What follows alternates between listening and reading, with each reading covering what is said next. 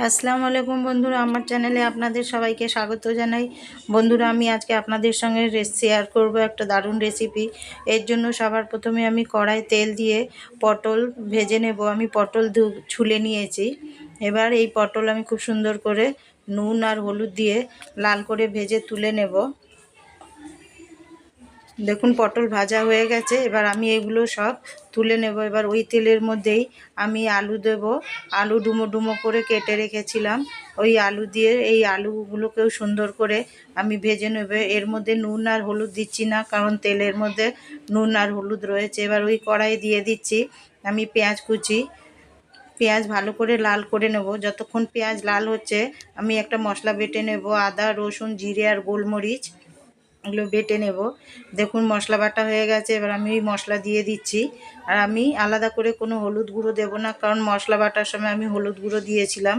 এবার দিয়ে দিচ্ছি ধনে গুঁড়ো, লঙ্কা গুঁড়ো, স্বাদ অনুযায়ী লবণ দিয়ে এবার এগুলো খুব সুন্দর করে 3-4 মিনিট মতন কষাবো। দেখুন কষানো হয়ে গেছে। এবার বাড়িতে ছিল চিকেন কিমা 150 গ্রাম মতন। এবার ওই চিকেন কিমা দিয়ে দিলাম। চিকেন কিমা দিয়ে আমি খুব ভালো করে এইগুলো আবার কষিয়ে নেব তেল ছাড়া অবধি। দেখুন তেল ছেড়ে দিয়েছে।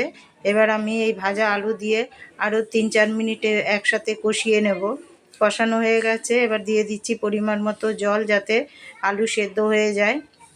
এবার খুব ভালো করে মিশিয়ে নিলাম। মিশিয়ে এবার আমি এই ঝোলের মধ্যেই দিয়ে দেব পটল, ভাজা পটল দিয়ে খুব ভালো করে একসাথে মিশিয়ে নেব। বন্ধুরা, বাড়িতে অবশ্যই একবার ট্রাই করবেন, করে আমাকে কমেন্ট করে জানাবেন কেমন হয়েছে। ভালো লাগলে আমাকে সাপোর্ট করবেন, আমার পাশে থাকবেন। ফুটে উঠেছে। এবার গ্যাস মিডিয়ামে করে আমি 10 মিনিটের জন্য ঢেকে রাখবো। 10 মিনিট হয়ে গেছে।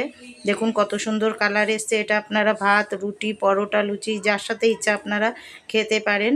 সব সেদ্ধ হয়ে গেছে। এবার এর মধ্যেই দিয়ে দিচ্ছি 1 চামচ গরম মশলা গুঁড়ো, দিয়ে খুব ভালো করে মিশিয়ে নিলাম। তৈরি হয়ে গেল আজকের আমার রেসিপি। ভালো লাগলে লাইক, শেয়ার, কমেন্ট করবেন। দেখা হচ্ছে পরের ভিডিওতে।